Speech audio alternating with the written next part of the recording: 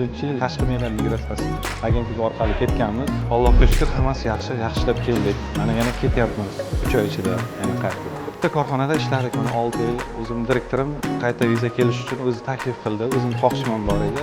Yurtimda xudo xolasa tadbirkorlik qilish uchun yana borib ishlamoqchiman deb o'ylamaydi.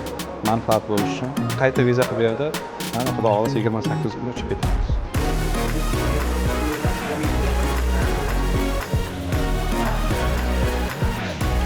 Koreya Respublikasida E9 vizasi bo'yicha ikkinchi marta shartnoma bilan ketyapmiz.